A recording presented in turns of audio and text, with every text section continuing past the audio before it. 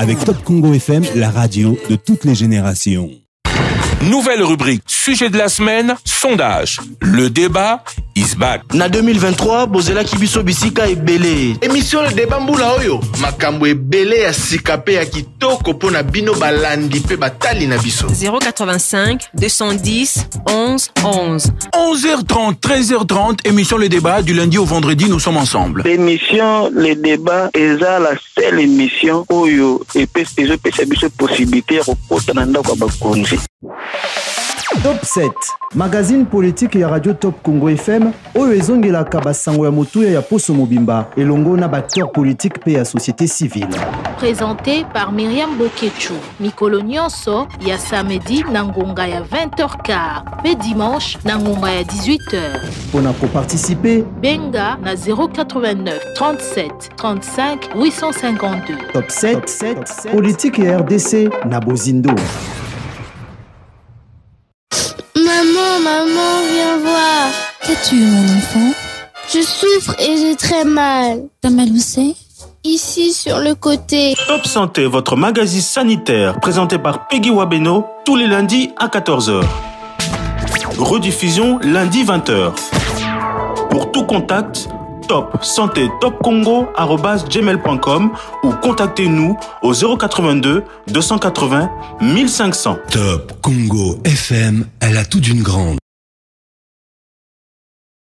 Le journal des correspondants, retour sur les différents sujets d'actualité qui ont marqué la semaine dans nos provinces. Le journal des correspondants, le tour du pays avec nos correspondants en province. Le journal des correspondants, chaque samedi 12h avant la grande édition d'information, en rediffusion dimanche à 8h. Le journal des correspondants, émission présentée par Osé Manzanza. Vous vous rappelez de ça? Ou encore ça? Il s'agit de la société Africaine, société basée à Kinshasa, qui s'occupe essentiellement de la fabrication et de l'affichage de supports visuels. Elle offre des services variés, tels que la pose de panneaux routiers, la création d'enseignes lumineuses et des solutions personnalisées comme l'impression, la décoration murale ou encore la fourniture d'articles pour entreprises. Comme vous avez pu le voir au début de la vidéo, j'ai eu la chance d'avoir un panneau pour la sortie de mon projet au Dari. N'hésitez pas à les contacter pour toute demande. Vos yeux, le reflet de la lumière. Avec Top Congo FM, la radio de toutes les générations. Nouvelle rubrique, sujet de la semaine, sondage. Le débat is back. Na 2023, bozela kibiso bisika ebele. Émission le débat mbula oyo. Makambo ebele ya sikape ya kitoko pona bino balandi pe batali na biso. 085 210 11 11. 11h30, 13h30, émission le débat du lundi au vendredi, nous sommes ensemble. L'émission le débat est la seule émission oyo et pesa biso possibilité ya kokota na ndako ya bakonzi. Top 7, magazine politique ya Radio Top Congo FM, oyo ezongelaka basango ya motuya ya Poso Mobimba, elongo na acteur politique pe ya société civile. Présenté par Myriam Bokechu, Mikolo Nyonso, ya samedi na ngonga ya 20h15, pe dimanche na ngonga ya 18h. Pona ko participer, benga na 089 37 35 852. Top 7, politique ya RDC na Bozindo. Maman, viens voir. Qu'as-tu, mon enfant? Je souffre et j'ai très mal. T'as mal où c'est? Ici, sur le côté. Top Santé, votre magazine sanitaire, présenté par Peggy Wabeno, tous les lundis à 14h. Rediffusion lundi 20h. Pour tout contact, Top Santé Top Congo@gmail.com ou contactez-nous au 082 280 1500. Top Congo FM, elle a tout d'une grande.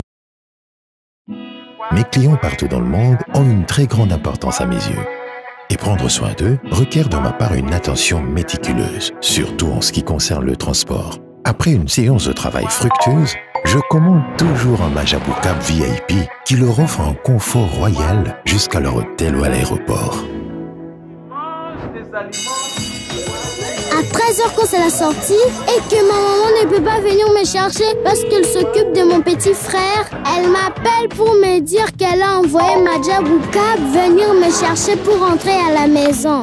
Je peux prendre des taxis comme mes amis, mais maman dit qu'elle préfère Madja Boukab parce que c'est rapide et elle sait que je suis en sécurité. Après le travail, moi et mes amis aimons nous rencontrer pour chiller le temps d'un week-end.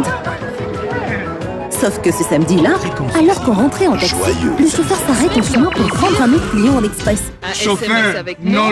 Et nous demande de descendre. On n'avait pas d'autre solution parce que, vu l'heure et nombreux que nous étions, aucun taxi ne voulait s'arrêter. Je me demande comment j'ai pu oublier que je pouvais commander un Madja Boukab. Une fois fait, nous sommes rentrés tranquillement chacun chez nous. Et d'ailleurs, mes amis m'ont prévenu que la prochaine fois, c'est Madja Boukab aux lignes 11. Du lundi au samedi, 6h, 9h30. Joyeux anniversaire. Top Congo FM 88.4, la fréquence utile. Top Congo, il est 19h. Top Congo FM 88.4. Equity BCDC. Top Congo FM 88.4, première radio d'information en République démocratique du Congo. C'est un plaisir pour nous de vous retrouver, de vous savoir nombreux à l'écoute de Top Congo FM. Tout de suite, les titres de cette édition d'information. Top Congo FM. Appel au dialogue intercongolais pour la paix à l'est du pays. Plusieurs voix congolaises réclament ce forum. La conférence épiscopale nationale du Congo l'exige et le dernier en date, le cardinal Fridolin Ambongo. Aussi, le président Félix Tshisekedi pose des conditions à la tenue de ce dialogue. Il a dit devant la diaspora congolaise de Bruxelles en Belgique. Entre-temps, Félix Tshisekedi dit vouloir la paix en tendant la main au président rwandais alors que celui-ci présentait la RDC comme un pays qui veut la guerre. Top Congo FM. La grève annoncée pour ce lundi 13 octobre dans le secteur de commerce dans la ville de Kinshasa n'aura plus lieu. L'intersyndicale a décidé de suspendre cette grève. C'est à l'issue d'une réunion qui s'est tenue, réunion présidée par le ministre provincial du Plan en présence de ses collègues du commerce et partenariat public ainsi que celui de transport et mobilité. Les détails, vous les aurez tout à l'heure. Top Congo FM. Qu'est-ce qui empêche le développement de la province du Kwango 10 ans après le découpage territorial? La société civile dresse un bilan accablant. Des projets du gouvernement central sont inachevés, des fonds publics décaissés sans aucun impact sur le terrain et la justice est gravement dysfonctionnelle avec des pratiques dénoncées comme le monnayage des visites des prisonniers et des amendes exorbitantes. Voilà tout pour les titres. Top Congo FM, le journal vous est présenté par Mami Tchela. Excellentes conditions d'écoute à vous tous. Appel au dialogue intercongolais pour la paix à l'est du pays. Plusieurs voix congolaises réclament ce forum. La conférence épiscopale nationale du Congo l'exige et le dernier en date, le cardinal Fridolin Ambongo aussi. Le président Félix Tshisekedi pose des conditions à la tenue de ce dialogue. Il l'a dit devant la diaspora congolaise de Bruxelles. Je vous laisse l'écouter. Tous ceux qui parlent de dialogue et tout ça, qui présentent aussi à leur manière les choses en disant voilà, on ne veut pas du dialogue. Oui, on ne veut pas de ce dialogue-là. Celui-là, on n'en veut pas. On veut d'un dialogue entre Congolais qui sont tous contre cette agression. La seule chose que je demande à ces gens qui veulent le dialogue, c'est d'abord de condamner l'agresseur, de le nommer clairement et de le condamner. Et là, alors, on va dire, ce sont des patriotes qui peuvent se mettre à nos côtés pour parler dialogue. On ne parle pas dialogue avec des émissaires, des agresseurs, qui d'ailleurs, quand ils arrivent à la table des discussions, parlent que d'intérêt des agresseurs. Ils ne parlent pas d'intérêt des Congolais. Il n'y a rien qui concerne les Congolais. Tout est tourné sur comment est-ce que on va... Alors ça, moi j'ai dit, ça n'arrivera plus, en tout cas à moins qu'on me dégomme, on me tue, mais tant que je serai vivant, ça n'arrivera pas parce que c'est à cause de ça que nous sommes toujours dans nos problèmes ici. Toutes ces farces qu'ils ont appelées dialogue et ceci, cela, qui se sont terminées par des brassages, des mixages, des unions nationales ou que sais-je encore. Et c'est tout ça qui a amené les problèmes que nous avons. Et donc moi, j'ai dit plus jamais. Donc je veux bien qu'on discute des problèmes du pays, mais ça ne veut pas dire qu'il faut se terminer, ça doit se terminer par des brassages, des mixages. On a introduit dans nos institutions des gens qui sont inféodés, des gens qui ont des nationalités douteuses, des choses comme ça. Félix-Antoine Tshisekedi devant la diaspora congolaise. Je sais que ça a troublé, je ne tiens pas compte de ce qui est sorti. Je sais qu'ils vont réfléchir et vont me faire une offre et c'est ce que j'attends. Réaction de Félix Tshisekedi après le rejet de la main tendue à Paul Kagame. Il a affirmé une fois de plus devant les Congolais de la diaspora de Bruxelles que le pouvoir de Kinshasa veut la paix, contrairement au discours distillé dans l'opinion internationale par Kigali. Félix Tshisekedi. J'ai tendu la main à celui qui représente évidemment les forces qui agressent la République démocratique du Congo pour prendre à témoin le monde entier. Parce que depuis un certain temps, on nous faisait passer, nous les victimes, comme étant des va-t-en-guerre. Alors que c'est nous qui sommes agressés et que nous avions en tant que victimes le droit de nous défendre. Eh bien, mais dans ce droit que nous exercions de nous défendre, on commençait à vouloir nous présenter comme des gens qui ne voulaient pas la paix, qui voulaient la guerre. Et donc, moi, j'ai voulu montrer au monde entier que ce n'était pas vrai, que nous sommes les premiers à vouloir la paix. Et puisque nous voulons cette paix, je tends la main maintenant pour dire, OK, alors répondez à cela. Et vous avez vous-même suivi la réponse. C'est pour vous dire que nous avons réussi à démasquer, évidemment, ceux qui se cachaient derrière cette manipulation. Et notez que le Conseil de sécurité de l'ONU se réunit lundi à New York pour discuter de la situation sécuritaire dans l'est de la République démocratique du Congo. La mise en œuvre de l'accord de paix entre Kinshasa et Kigali, notamment concernant la neutralisation des FDLR, sera évoqué. Réaction d'un haut cadre de l'UDPS Grande Orientale sur la main tendue du président Félix Tshisekedi à Paul Kagame, le président rwandais pour une paix des braves. L'ingénieur Gudule Pole Alimassi estime que ceci est un dilemme pour le président rwandais qui est mis à nu devant ses ambitions de balkaniser la République démocratique du Congo avec l'appui des Occidentaux, mission qui ne se concrétisera pas face à la maturité des Congolais. Gudule Pole Alimassi est au micro de José Ipachi. Contrairement aux analyses empiriques et simplistes, la paix des braves proposée par notre chef de l'État Félix-Antoine Tshisekedi Tshilombo au belliqueux et pillard rwandais Paul Kagame n'est pas une humiliation, mais un ultime avertissement pour cesser d'entretenir le génocide et le pillage de nos ressources naturelles à l'est de notre pays en prenant le monde entier à témoin. C'est un coup de poker diplomatique de haute volée asséné à cet arrogant dictateur qui va les désorienter et l'acculer dans les cordes de l'arène internationale où sa rengaine obsolète du génocide des Tutsis et la poursuite des ombres insaisissables des FDLR en RDC ne feront plus recette. N'ayant pas réussi 3 décennies durant et même durant le règne de Joseph Kabila Kabange, la mission principale lui assignée par ses parents et prédateurs internationaux, à savoir balkaniser la RDC, le pyromane rwandais ne peut persévérer dans cette stratégie non payante. Surtout depuis l'avènement au pouvoir d'État de Fachi Beton, dont la finesse diplomatique a désorienté tous les pseudo-experts de l'Afrique et verrouillé toutes les issues habituelles des complicités. Aux opposants congolais qui persistent sans convaincre que le dialogue intercongolais est la clé de voûte pour mettre fin à la déstabilisation et le pillage à l'est de notre pays. Et puis, la voie de la paix des braves que le président Félix Tshisekedi a proposée au président rwandais Paul Kagame mérite d'être soutenue car c'est une voie de la sagesse. Position du docteur Emani Ngoyi Djoko, président de la Ligue des jeunes de l'UDPS Tshisekedi. Il considère cette main tendue comme un énième avertissement sur la suite des événements au cas où Paul Kagame continuerait à commettre des crimes sur le sol congolais. Toute démarche visant à préserver la vie des Congolais, à renforcer la stabilité nationale et à éviter que notre peuple continue à être décimé mérite respect et accompagnement, et non une instrumentalisation politicienne abjecte.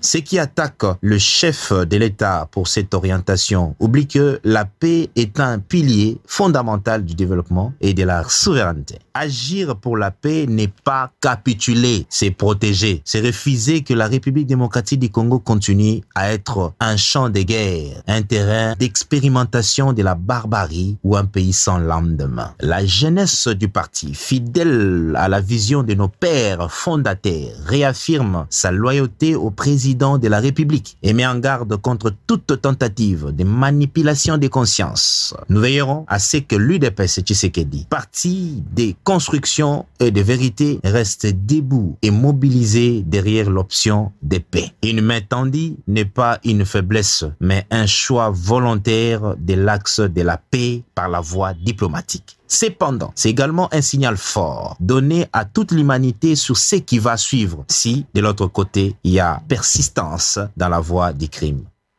Dr Emani Ngoy Djoko, il est le président de la Ligue des jeunes de l'UDPS Tshisekedi. Victime des atrocités de guerre du M23 et des massacres des ZDF, les femmes de Butembo et Beni lancent un appel pressant à l'aide humanitaire au gouvernement et au FONAREV. Ces rescapés, dont beaucoup souffrent des graves problèmes physiques et sociaux après avoir été violés et endeuillés, réclament une assistance urgente et un regard particulier des autorités. Rose Touombeane, coordonnatrice de la dynamique d'Ifegu, qui les encadre, revient sur les réclamations et leurs besoins au micro de Roger Mouliata. Nous voulions que la nation se mobilise derrière les victimes de la guerre, mais aussi tout en se mobilisant pour le retour de la paix. Parce que ce que nous devons savoir, gouvernement, députés, et citoyens, nous devons savoir qu'au-delà de la paix que nous revendiquons, il y a des victimes qui ont besoin de nous, qui ont besoin toujours de notre assistance. Donc nous ne devons pas nous soucier d'un aspect, parce que la guerre a plusieurs aspects. Lorsque la guerre évolue, elle laisse derrière elle des victimes. C'est pourquoi nous voudrions que ces femmes ici ne sont pas des femmes politiques, elles ne savent rien de la politique, elles ont été victimes de la politique. Elles ne devraient pas aussi vivre cette non-assistance à cause de la politique. Et ici, nous voudrions appeler les politiciens, mais nous voulons qu'ils puissent regarder aussi ces mamans. C'est pourquoi nous les appelons toujours à cette solidarité et de ne pas voir toujours à chaque geste humanitaire des dividendes électoralistes, mais plutôt cette solidarité nationale. Au programme de FONAREV, de bien vouloir faire des descentes à Beni. Il n'y a pas de morts directement quand on arrive à Beni ou à Butembo. Ils peuvent venir et voir les victimes que d'attendre des rapports ou des projets qui sont montés à partir des bureaux. Rose Touombeane, elle est la coordonnatrice de la dynamique d'Ifegu, des propos recueillis par Roger Mouliata. Et plus de 1000 personnes déplacées par l'insécurité à l'est du pays ont reçu une assistance alimentaire cruciale du programme alimentaire mondial. Ces familles actuellement cantonnées à Kabimba, à 60 km de Kalemi, ont bénéficié d'une distribution des sacs de farine de maïs, soulageant des ménages qui luttaient pour trouver de quoi se nourrir. Mika Omar, membre de la société civile locale, salue cette intervention humanitaire nécessaire. Cependant, il émet une réserve de taille. Il déplore une distribution des vivres qui n'a pas été équitable, laissant certaines familles dans le besoin. On écoute le constat et le cri d'alarme de Mika Omar au micro de Fabien Cambizi. PAM a intervenu à Kabimba sur les 1003 ménages qui ont été enregistrés par CHACDD, une organisation locale partenaire de PAM.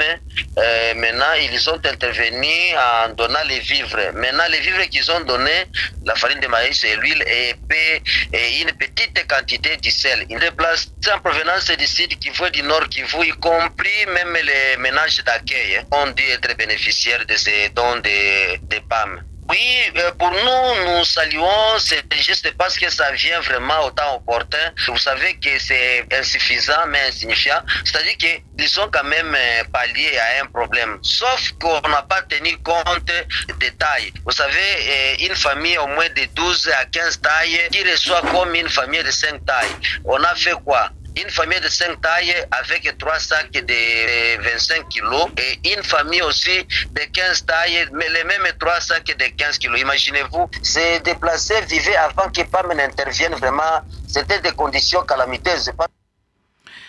Et puis, élan de solidarité envers les dépendants des militaires des forces armées de la République démocratique du Congo, les orphelins du camp Kimbembe à Lubumbashi ont bénéficié d'un important don des fournitures scolaires destinées à soutenir leur scolarité. Cette action humanitaire a été initiée par l'Association des femmes et promotion dirigée par Marthe Kassalo Tshisekedi dans le but d'encourager et d'accompagner ces familles endeuillées. En parallèle, de matériels médicaux ont également été remis à l'hôpital militaire régional du camp Major Vangou afin d'améliorer les conditions d'hospitalisation et de prise en charge des patients militaires. C'est Noëlla Lola, secrétaire exécutive nationale de cette structure, qui a dirigé cette délégation. Patient Lukusa. témoin de l'événement. Les actions caritatives de l'association Femmes et Promotion AFEPRO ASBEL, dirigée par sa présidente nationale Marthe Kassalou Tshisekedi, se sont poursuivies à Lubumbashi. Sur place, la secrétaire exécutive nationale Noëlla Lola, accompagnée de Mireille Mianda, présidente provinciale de l'association, a conduit une série de visites solidaires dans plusieurs sites. La délégation a d'abord apporté un appui aux enfants orphelins des militaires des FARDC du camp Kimbembe. Des fournitures scolaires, notamment des sacs, des cahiers et autres matériels ont été remis à ces enfants pour soutenir leur scolarité. Noëlla Lola. Aujourd'hui, nous avons entendu les cris qu'il y a certains enfants, parmi les enfants qui sont dans les camps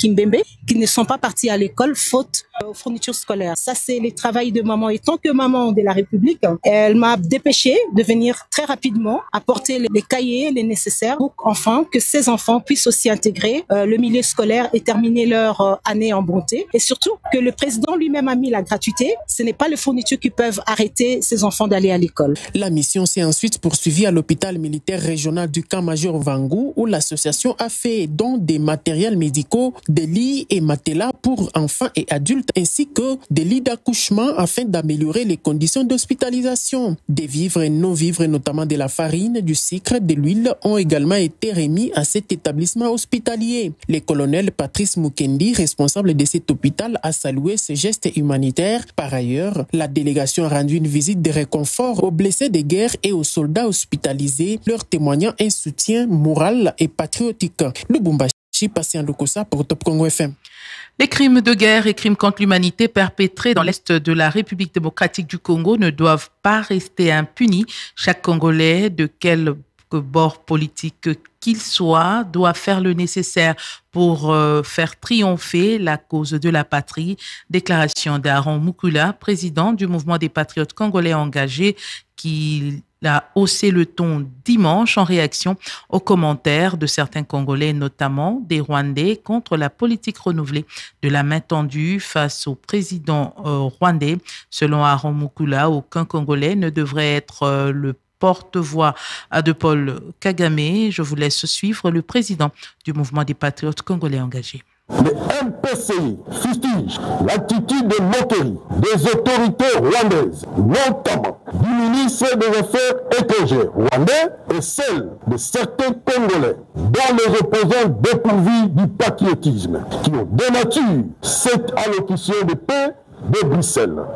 Ces Congolais de mauvaise qualité, publiés, le monde nous observe. Ce n'est pas le moment d'interpréter d'une manière perfide le discours du président de la République, mais plutôt celui de vaincre les dangers qui guettent la patrie, de dire non à l'hypocrisie de la communauté internationale parce que le pays a besoin de paix pour se développement.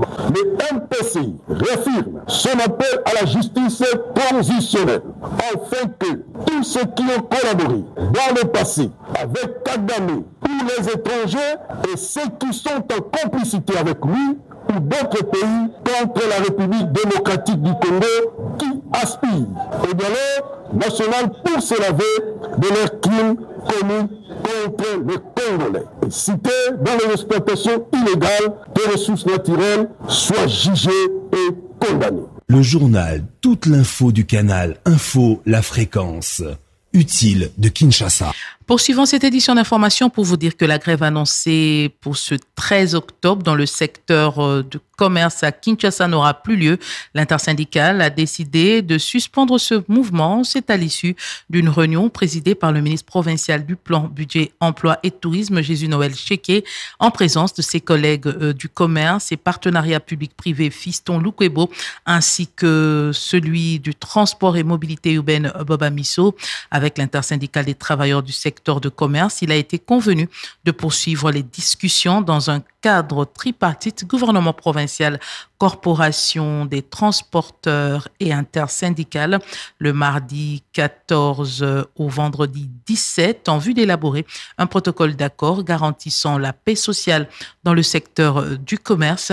Cette rencontre fait suite au dépôt d'un mémorandum adressé au gouverneur de la ville, Daniel Bumba. Ce mémorandum portait sur l'aménagement des horaires du travail les samedis et sur la problématique du transport des travailleurs du secteur.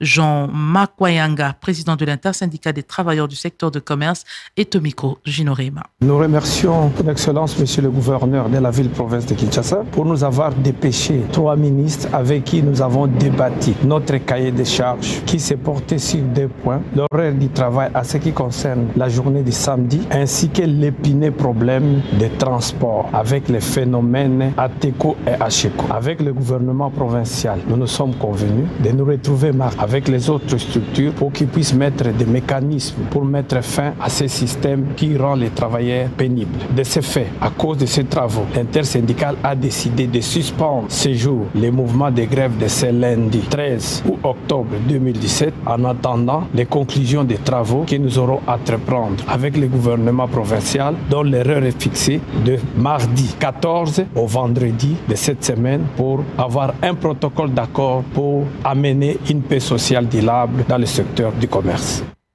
Dès que ce sont les employés congolais excédés des magasins des Indo-Pakistanais, notamment Capson, Star City et Merci Kim, qui voulaient fermer les portes ce lundi à l'appel de l'OCITRAC, l'organisation syndicale des travailleurs du Congo. Ces travailleurs dénoncent les traitements inhumains dont ils sont victimes et exigent le respect immédiat du nouveau SMIG, salaire minimum garanti, que ces entreprises étrangères refusent d'appliquer. Aucun agent de l'ONATRA Mwanda dans le Congo central ne sera licencié ni mis en congé technique. L'assurance a été donnée le week-end par le directeur général adjoint de cette entreprise publique, Gabin Lulendo, à l'issue d'un entretien avec Robert Nyondo, député national élu de Mwanda. Cette visite de cet élu au siège de l'ONATRA à Kinshasa fait suite aux préoccupations liées au sort des travailleurs affectés au port de Banana, menacés par des opérations de déguerpissement. Sur place, le député a obtenu des garanties fermes quant à la stabilité de l'emploi des agents.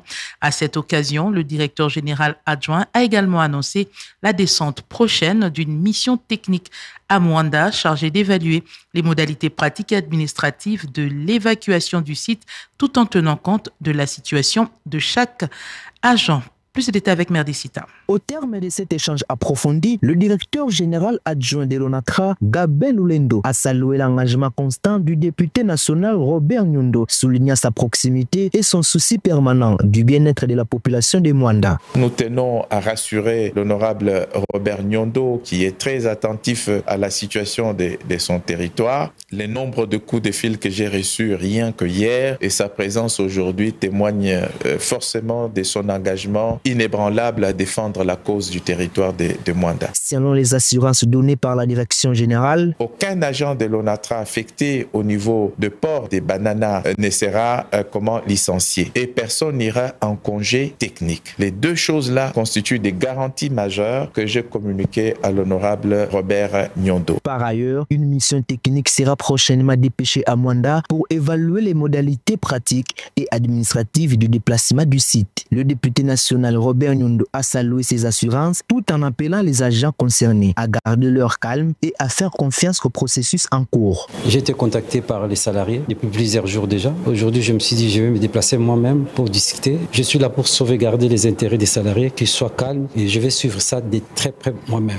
Cette rencontre entre le député national et la direction générale de l'ONATRA marque une étape importante dans la recherche des solutions durables pour la sécurité professionnelle des agents de Mwanda. Une démarche qui témoigne une fois de plus de la détermination du député national Robert Nyondo à défendre les intérêts de ses électeurs. Merdicita, une bouffée d'oxygène économique pour Kananga, chef-lieu du Kasaï central. 63 petites et moyennes entreprises vont bénéficier des subventions de la Banque mondiale. Ce financement s'inscrit dans le cadre du projet d'autonomisation des femmes entrepreneurs et mise à niveau des PME pour la transformation économique et l'emploi en République démocratique du Congo, projet Transforme. Ces 63 PME, toutes basées à Kananga, ont été sélectionnées à l'issue d'un concours des plans d'affaires rigoureux. La première étape concrète a été franchie avec la signature des contrats des subventions par 38 entreprises. L'objectif de cette démarche est clair, permettre à ces entreprises d'augmenter leur capital, d'accroître leurs activités et surtout de créer des emplois pour la population locale, notamment les jeunes.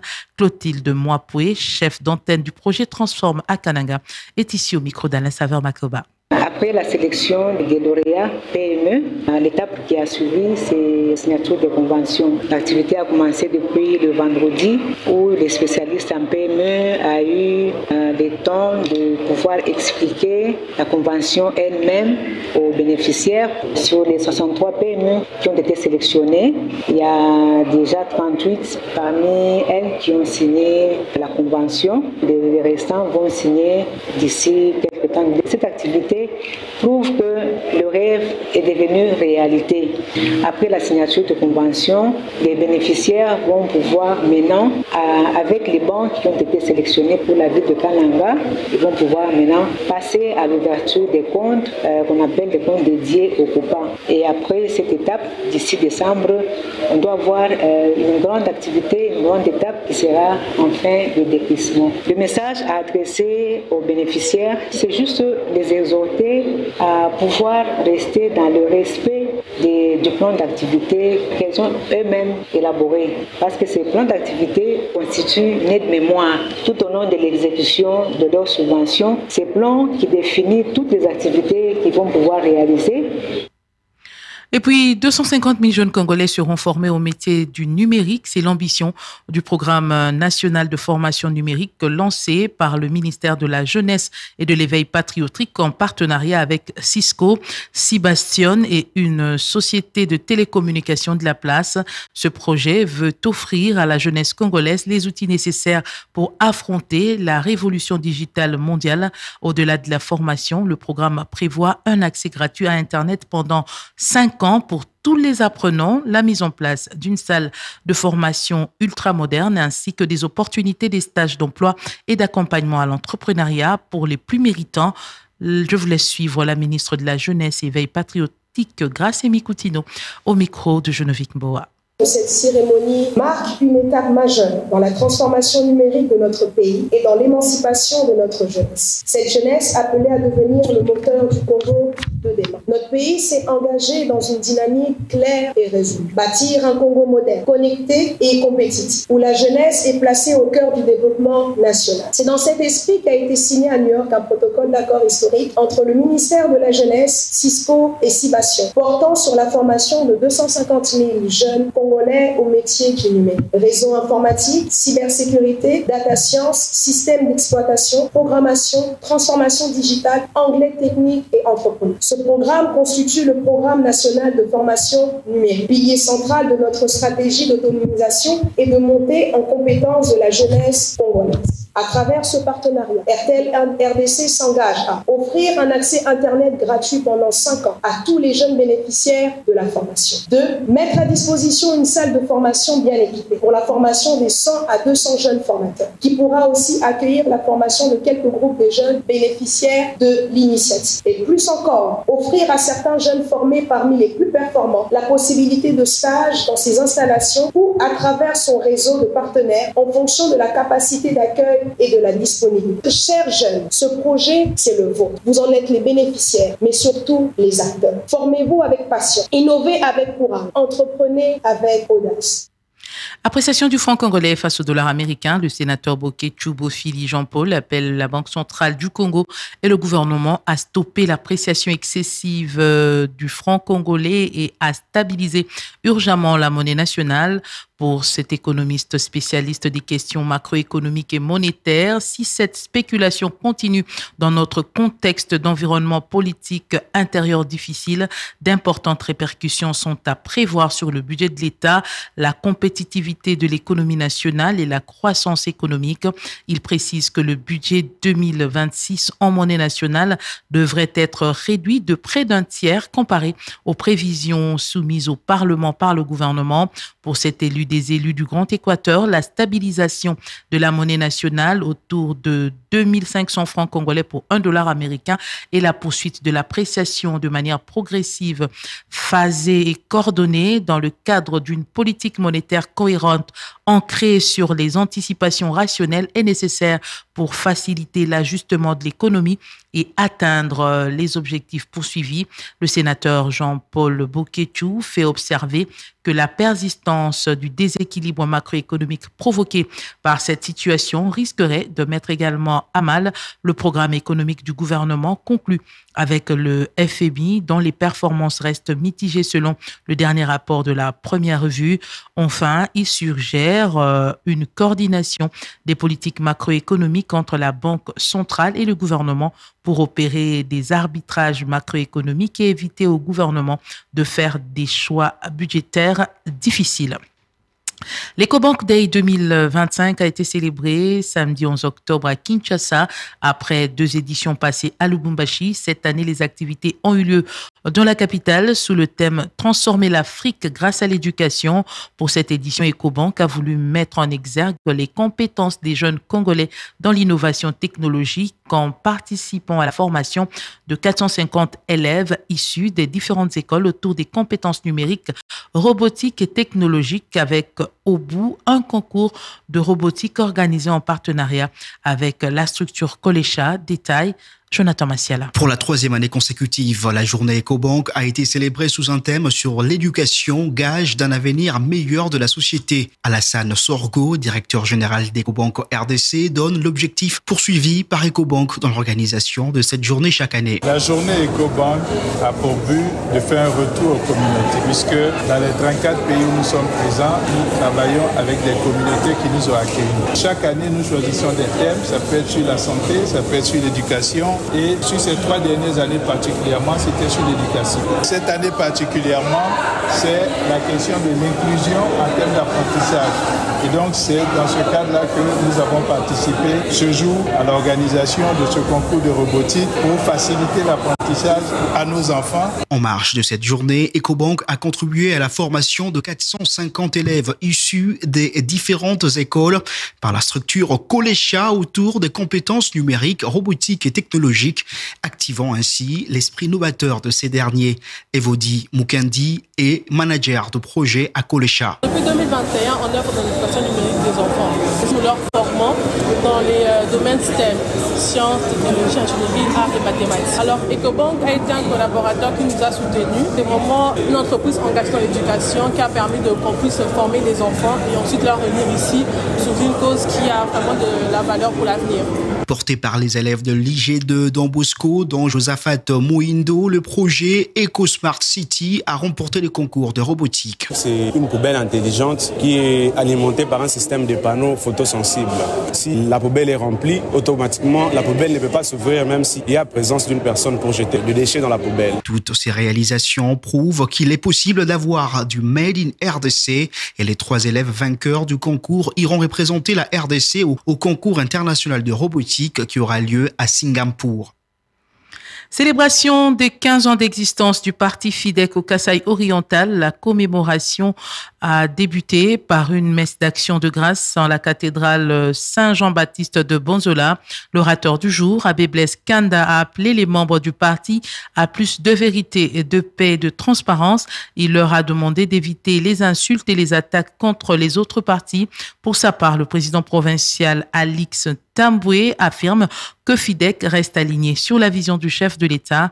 Pour lui, 15 ans, c'est la preuve d'une traversée faite de combats, des défis, mais aussi des victoires discrètes. Il appelle ses militants à assumer leurs responsabilités pour construire un Congo digne des générations futures. Il est au micro de Nicolas Kazadi. Mesdames et messieurs, en vos qualités et titres respectés et respectifs, 15 ans, ce n'est pas rien. C'est une traversée jalonnée des combats, des défis, mais aussi des victoires silencieuses. C'est le temps de la maturité politique, de la consolidation des valeurs, de la clarté de la vision. Les fronts des indépendants pour la démocratie chrétienne, sous le leadership éclairé de l'excellence Marie-Thérèse Fifi Masuka Saïni, s'est imposé comme un parti politique crédible, structuré, enraciné dans les valeurs chrétiennes et résolument tourné vers le développement, la justice et la dignité humaine. Grâce à sa vision, le Front des indépendants pour la démocratie chrétienne n'est plus seulement un parti politique, c'est aussi une école de la conscience, une famille politique et une force d'espérance pour des millions de Congolais. Aujourd'hui, nous ne célébrons pas uniquement un passé glorieux, nous affirmons notre responsabilité face à l'avenir, notre devoir de bâtir un pays digne pour les générations futures. Cette dame de fer, au leadership affirmé et à la vision éclairée, n'a pas seulement consolidé les fondations du parti et l'a hissé à l'échelle nationale à travers la plateforme Fifi Masuka Saini, les regroupements de blocs influents tels que A24, A25. Et puis la gestion du gouverneur Joseph Moïse Kamboulou au Kasaï central ne convainc pas. L'Union pour la démocratie et le progrès social, l'UDPS, le parti présidentiel, fustige le leadership du chef de l'exécutif provincial. Dans une déclaration choc lue à Kananga, la fédération provinciale dénonce un leadership faible et surtout une absence criante d'initiatives de développement local dans la province. Le parti met en lumière une situation sécuritaire et politique alarmante, la résurgence des conflits de pouvoir, l'insécurité quasi totale qui touche aujourd'hui la plupart des territoires de cette province.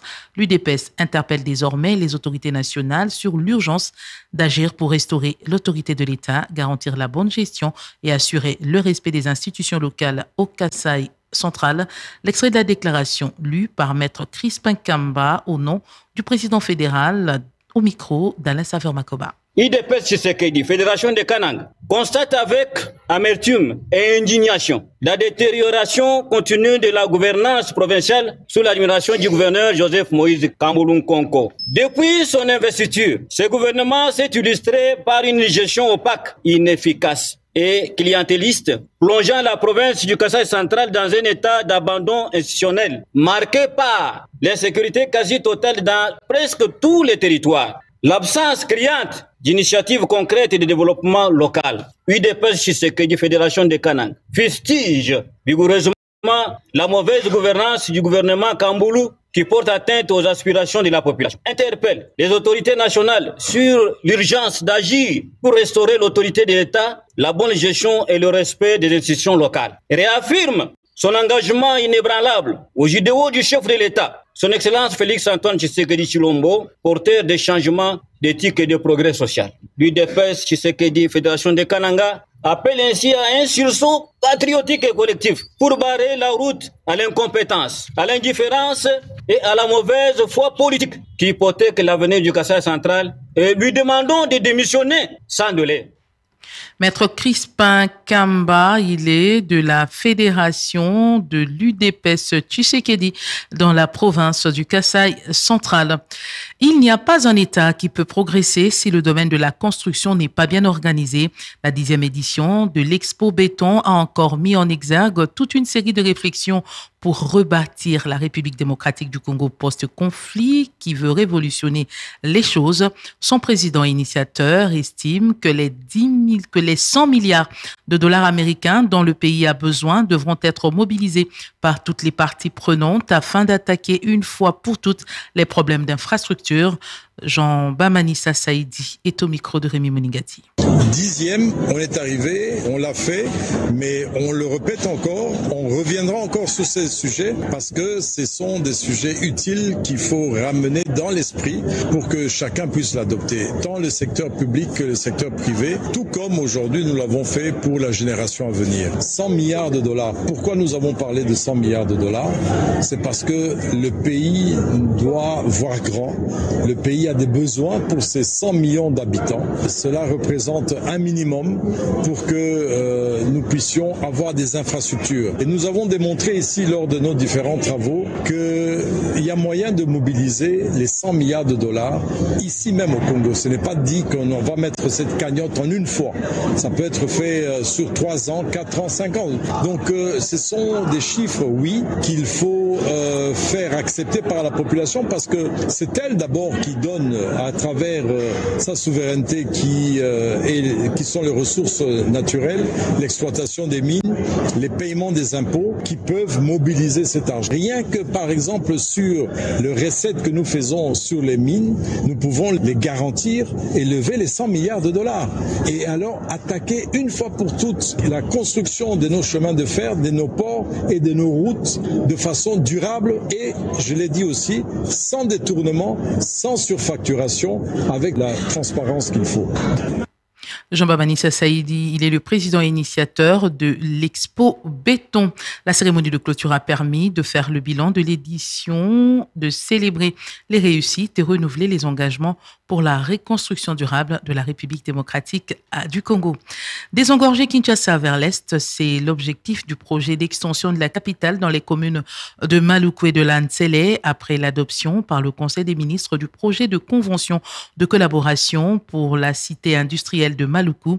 La coordination nationale réfléchit déjà à l'électrification de cette future zone urbaine. Dans ce cadre, des travaux intensifs se sont tenus du 9 au 11 octobre à Kinshasa.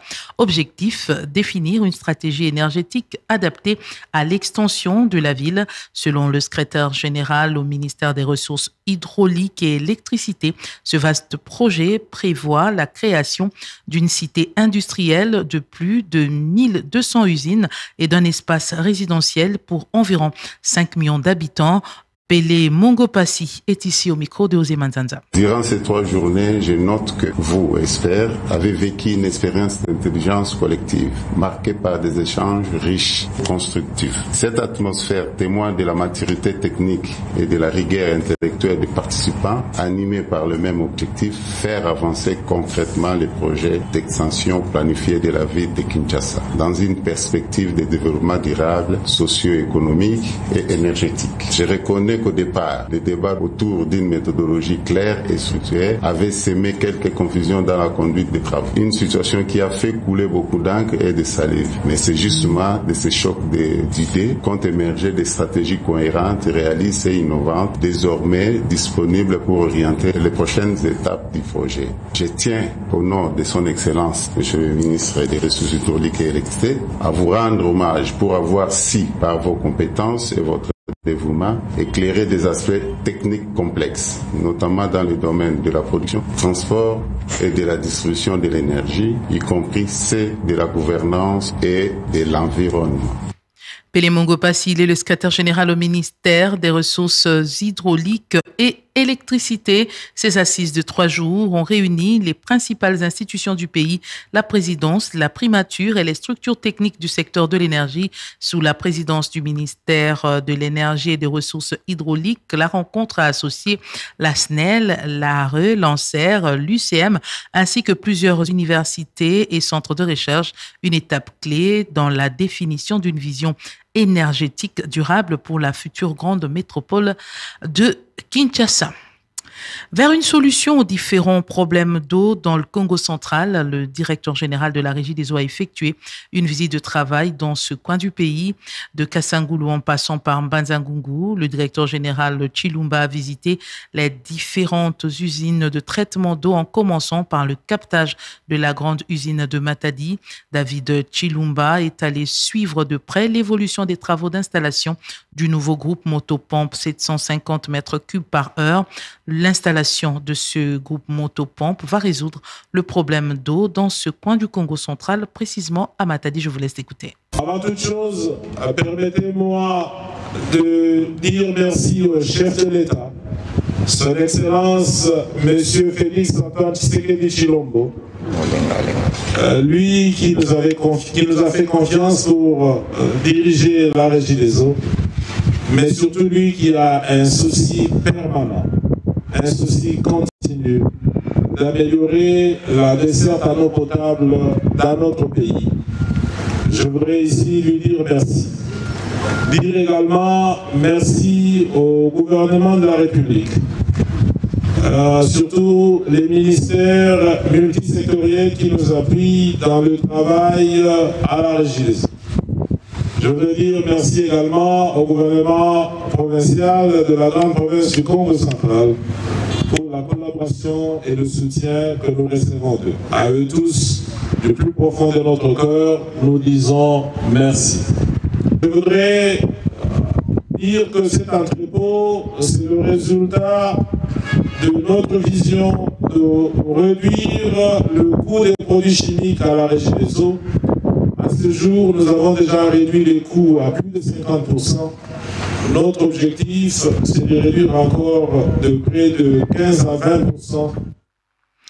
Le directeur général de la Régie des eaux a également visité le grand entrepôt de Angoangu Moanda, là où l'entreprise entrepose les produits chimiques pour le traitement d'eau.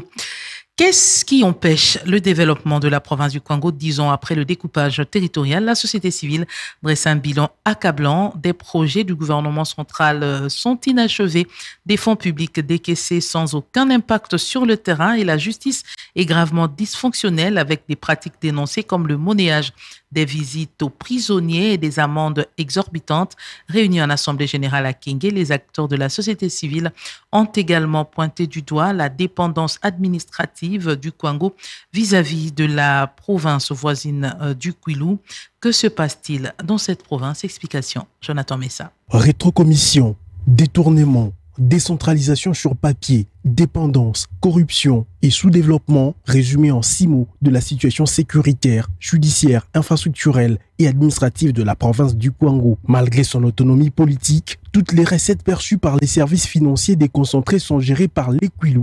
Le Kwango n'est pas compté parmi les provinces pourvoyeuses de recettes pour la République. Sur le plan de la sécurité et de la justice militaire, les cadres des concertations de la société civile déplorent une totale dépendance à la province du Kwilu. Et face à l'activisme de la milice Mobondo, la structure affirme ne pas sentir la volonté d'y mettre fin et offrir un environnement de paix à la population. La province affiche les visages d'enfants des parents pauvres, propos de la société civile pour décrire la situation des infrastructures dans ces coins du pays. Tous les programmes financés par le gouvernement central accouchent d'une souris, les cas de la route Kenge-Mawanga pour laquelle les travaux ont été lancés plus d'une fois. Si la structure dresse un bilan insatisfaisant du programme de développement local des 145 territoires, les travaux exécutés par l'Office des voiries et drainage ne connaissent pas non plus des succès. La déclaration finale fait également état d'un dysfonctionnement total de la justice, carence de magistrats, manque d'infrastructures, fraude et pratiques honteuse mine les secteurs. 1 million de francs congolais obligatoire pour la liberté provisoire. Celui qui accuse le premier et même sans preuve a toujours raison. La procédure se clôture par une remise en liberté provisoire pour ceux qui ont de l'argent, déplore la société civile. Dans les cachots comme dans les prisons, l'argent est obligatoire pour visiter les pensionnaires. Les cadres des concertations de la société civile plaident pour la poursuite du processus de décentralisation, l'évaluation des projets financés par les gouvernements centraux, la lutte contre les inachevés, la rétrocommission et les dysfonctionnements de la justice. Kikwit, Jonathan Messa, Top Congo FM. Et pour la redynamisation des activités du secteur du tourisme dans la ville de Kinshasa, le ministre provincial en charge du tourisme, Jésus Noël Cheke, a reçu un hommage inattendu de la part des chefs de service du tourisme des 24 communes de la capitale, conduit par Camille Masuka, chef de division urbaine. Les chefs des services lui ont exprimé leur gratitude à travers un geste symbolique, la remise d'un diplôme de mérite touristique et tableau peint retraçant les efforts du ministre pour redynamiser un secteur longtemps marqué par l'irrégularité, l'anarchie et la précarité. Explication, Gino Rema. Au ministre provincial en charge du plan, budget, mais aussi du tourisme, des mérites ont été remis pour les actions d'éclat qu'il a réalisées depuis 2024. Il a lancé le tourisme scolaire. Cette année, il vient aujourd'hui d'honorer les communes en les associant aux activités de la journée mondiale du tourisme. Monsieur Camille Masuka Kapata est chef des divisions urbaines du tourisme de la ville de Kinshasa. Avec ces actions, les chefs des services communaux ont estimé qu'il fallait encourager de telles initiatives en honorant son Excellence Monsieur le ministre, en lui décernant à travers une agence très connue de la ville, les diplômes de mérite touristique. C'est une première. En réaction, le ministre Jésus Noël Cheke a salué ces gestes avant de rappeler l'importance du travail collectif, de la discipline et de l'engagement. Monsieur Camille Masuka. Son Excellence a été très réceptif. Il a pris à bras le corps les messages des chefs de service. Il a loué l'initiative et il s'est engagé à nous remettre tous véritablement au travail pour que nous puissions aller dans le sens de la vision de son Excellence le gouverneur Kinshasa Ezobonga. Le ministre Jésus Noël Cheke a réaffirmé sa détermination à poursuivre aux côtés de ses équipes la mise en place de la vision du gouverneur de la ville Daniel Bumba Lubaki en faveur d'un tourisme durable, inclusif et vecteur de développement afin de renforcer la position de Kinshasa en tant que carrefour de la culture, de l'art et du tourisme. Sommet des filles d'Afrique de l'Ouest et du Centre, la ministre d'État, ministre de l'Éducation nationale et Nouvelle Citoyenneté, Raïssa Malou, a exhorté les participantes à mener un plaidoyer qui doit prendre en compte l'ensemble des ministres qui sont concernés sur la problématique transversale de l'adolescente. La ministre d'État en charge de l'Éducation nationale était devant les jeunes filles à Dakar dans ce sommet qui s'est tenu du 10 au 11 octobre 2025, assise organisée dans le cadre de la Journée internationale de la fille célébrée le 11 octobre sous le thème « La fille que je suis, le changement que je mène ». Elle a insisté sur le fait que les filles doivent comprendre le fonctionnement et le langage du gouvernement si elles veulent influencer les politiques pour qu'elles prennent en charge les conditions des filles. Raïssa Malou, ministre d'État en charge de l'éducation. Si on veut que la prise en charge des adolescentes soit, que la question de l'adolescence soit prise en charge au sein de nos gouvernements, ce dont on a besoin, c'est d'un cadre commun d'investissement pour les adolescentes qui soit validé au niveau du gouvernement. Dans notre cas, en Conseil des ministres, l'ensemble du gouvernement se mettrait d'accord sur un cadre commun d'investissement. Et il faudrait que les ministères fonctionnent sur la base du budget programme et que l'identifiant budgétaire soit modifié pour qu'il y ait clairement la possibilité de tracer les programmes sur les adolescentes. À ce moment-là, le budget prendrait en compte les problématiques qui vous sont liées et à ce moment-là, donc, les gouvernements seraient obligés d'investir dans les programmes qui vous concernent et de faire et de tracer cette mise en œuvre. Éducation de toutes les filles au numérique, gage du développement de la RDC, c'est le thème national retenu à cette 13e édition de la Journée internationale de la jeune fille commémorée le 11 octobre de chaque année. Selon la ministre en charge du genre, famille et enfants, ce thème est une occasion pour tous de réfléchir sur la situation de la jeune fille, mais aussi son impact dans la société en tant qu'actrice de développement. Cette année, l'accent des actions menées pendant la quinzaine dédiée à la jeune fille sera mis sur la situation de la fille vivant avec handicap. Micheline Ombaye, ministre du Genre, Famille et Enfants, au micro de Béro Matanda. Ce thème nous invite à réfléchir et à nous questionner sur la participation des filles dans les décisions qui les concernent, sur leur autonomisation et sur l'investissement dans leur éducation comme actrice des changements pour briser les cycles de la discrimination, réduire les violences et éradiquer